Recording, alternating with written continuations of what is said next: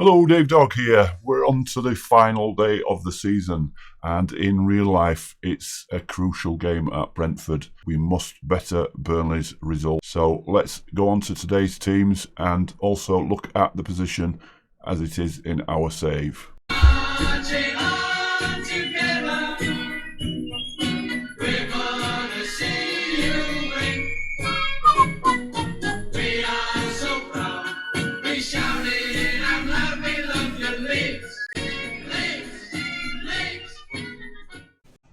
So in our save, the positions between Leeds and Brentford are reversed. Leeds in 12th position, well clear of the bottom three, and Brentford going into the last day of the season, 2 points clear of Norwich. So between three teams to go down in the third spot, Norwich, Brentford and Watford. Slightly different, but I'm going to pick the same sort of team that we will have available against Brentford and take it from there. I've no doubt that we've probably got a better chance in my FM22 save than in real life, although who knows. Mixed messages coming out from Brentford regarding team selection and their thoughts on it. And obviously we've got Pontus playing for Brentford. We could do with him giving away a penalty or something early doors. But it's nail-biting stuff and a position we didn't think we would be in when the fixtures came out. So as previously in the Brighton game, I'm not going to pick all the players that are available to me. I'm going to pick the team that Jesse Marsh could send out against Brentford. So Bamford is up front. We don't know in real life what the situation is there. All season we've been getting mixed messages about Bamford, that he's out, and then he comes back and he gets injured again.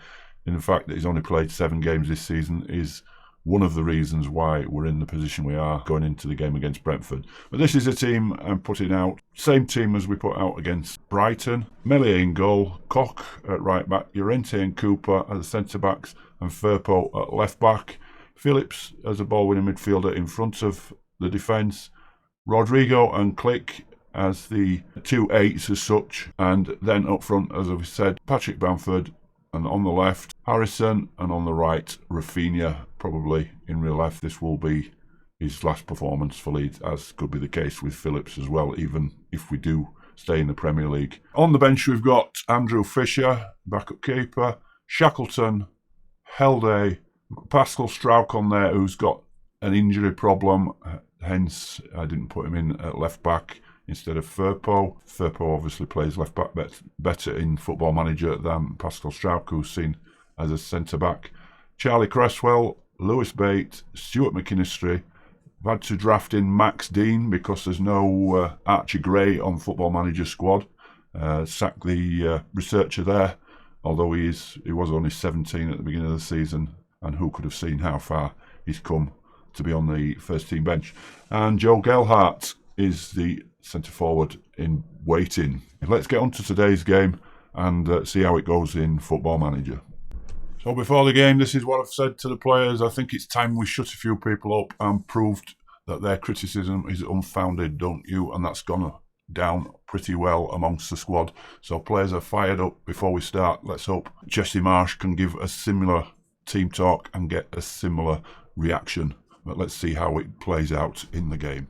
So we kick off in this final game of the season in Brentford's new stadium, and they've made a change, or they've got a different goalkeeper in, Fernandez, wearing the number 40.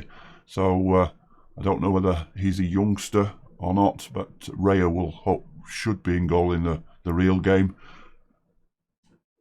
And it's Brentford, but I don't think we've touched the ball since we've kicked off. Brentford moving the ball about, and there's the end of that kick-off highlight. So Brentford playing 3 centre-backs. One of them is Pontus Jansson, who knows us very well and has been coming out in the press and in real life and saying it will be a sad day if Brentford send Leeds down. Here's Harrison breaking away on the left. Pulls it back. Rodrigo puts it through legs. Rafinha, and he's hit the post. 15th minute, and the first strike is to Leeds, and hitting the post there, Rafinha, after a good work by Harrison. And it's a bit of a quiet game, just one shot each. Is Mbueno with a free kick, and that's Jansson putting the ball over. So, as I say, Jansson has to come out in the press and say you know, that they're gonna play it kosher and try and win the game, as has the manager. But we've had mixed messages from Thomas Franks. Is Harrison put through? He's been forced out wide and plays it back to Firpo. So the danger has been averted at the moment by Brentford, but we've still got the ball. Here's Bamford in the middle. Bamford blocked again. It's going to be one of those games, I can see, where we don't put our chances away. So it's Rafinha with a free kick, and it's the post again, twice in 35 minutes gone. Rafinha's hit the post.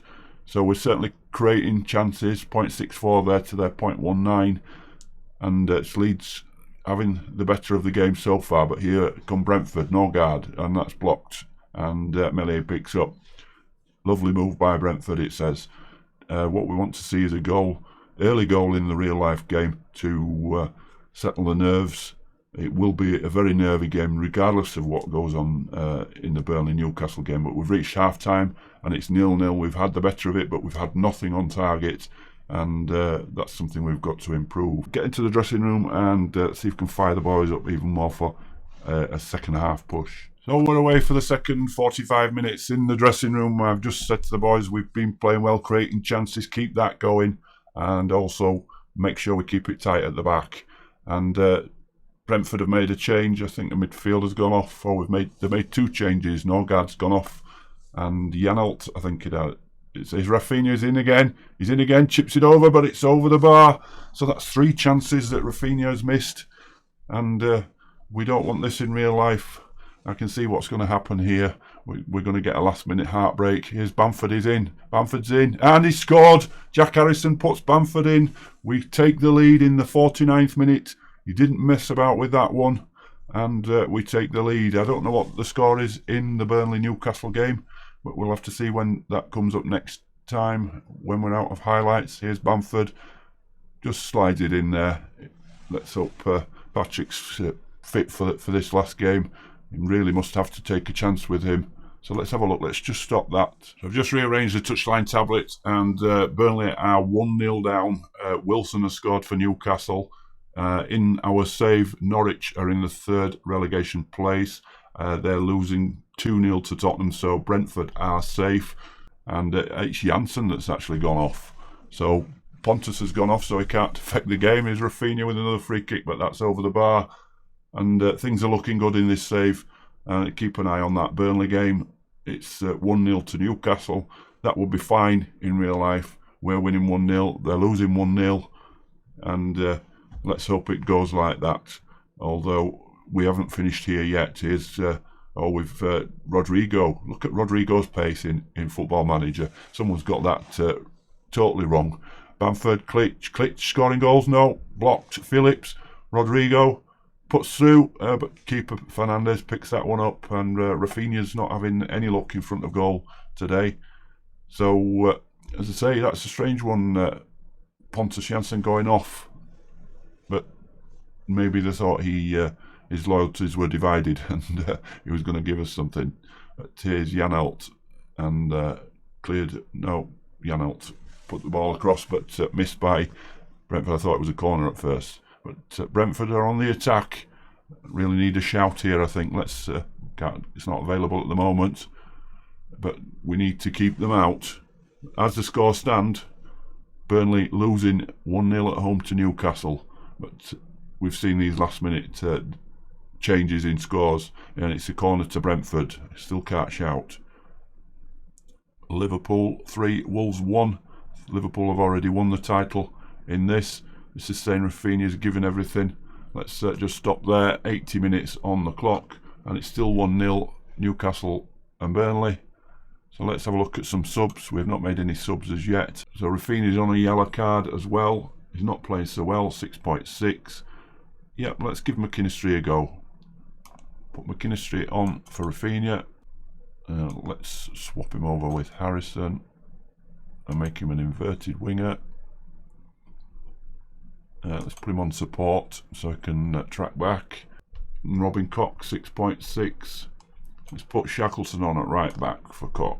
Yeah, let's just keep it at that then. Just the 2 changes.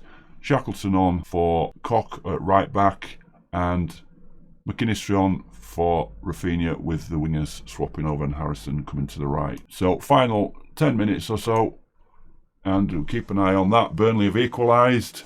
Wood, playing for Burnley still in this save, has scored against Newcastle. I hope it's the other way around, that Wood scores for Newcastle against Burnley. But as it stands, a win for us and a draw for Burnley in real life would be not the ideal, but a good scenario. If we've got to win the game against Brentford in real life. Here's Click, he's got possession there and he's heading for the corner. 92nd minute, we're in the last minute of added time. Firpo gives it away. Here's De Silva. De Silva, what we wouldn't want in real life would be a late Brentford goal. So we both drew, but Meslier picks out that cross, and that surely must be it. We're going to sneak a 1-0 win. That's it, the final whistle. 1-0 win for Leeds at Brentford, and I believe it will be 1-1 between Burnley and Newcastle. So let's just go to that then. Good performance by Bamford, getting the goal, and our man of the match at 7.7. And Rafinha not having a brilliant game, missed chances in the first half, and a couple of free kicks as well. So not having a final good performance for Leeds. So let's have a look at the final score in all the other games. Here we go then. 2-2 ended. Vidra penalty, 90+6. So Newcastle got back in front again through Callum Wilson, and right at the death, a Vidra penalty gave them a draw. That would be really nerve-wracking, wouldn't it, if Burnley were drawing against Newcastle and we were hanging on to a 1-0 lead. Brentford survive, knowing they were surviving, so it wasn't such desperate times. Although, look at the score between Norwich and Tottenham. Tottenham were comfortable at 2-0, but Norwich brought it back to 2-2, and Son got the winner at 5 minutes from time. The draw wasn't good enough for Norwich. They had to win. So never really in doubt, that one, even if it at 2-2. So that's how it ended in my save. Let's hope it's the same in real life. Here's how the other scores panned out. Brighton 1, West Ham 1, Burnley 2, Newcastle 2, of course. Chelsea 2, Watford 0, Palace 0, Man U 3, Leicester 2, Southampton 1, Liverpool 3, Wolves 2, Man City 2, Villa 1, and of course Tottenham 3 to Norwich. So if you transferred those to real life, Man City would be the champions, winning their game against Villa. Tyrone Mings getting sent off in the 2nd minute of added time, but they were behind were Man City. Ollie Watkins scored 54 minutes, then Foden and Zubimendi with the winner. Liverpool game 3-0 up they were at half time, and goals coming back from Wolves, Jimenez and Trincao in the second half. But a win for Liverpool, but not enough in real life, that would be. But in my save, they won the title by 9 points from Arsenal. Man City 3rd, Man United 4th, Chelsea 5th, Leicester 6th, and Leeds finished with 46 points from the 38 games. It's really where we should have finished had we not had a lot of injuries, and that's more a realistic position that Leeds should have been aiming for. So that's the end of our save, and that's the end of the season. Please follow my other series where we're promoting the 23s. Take a look at that and look at what the future could be in the Premier League with a more youthful squad. Thank you very much for watching. Please like and subscribe, and I'll see you next time. This is Dave Dog. Thank you again.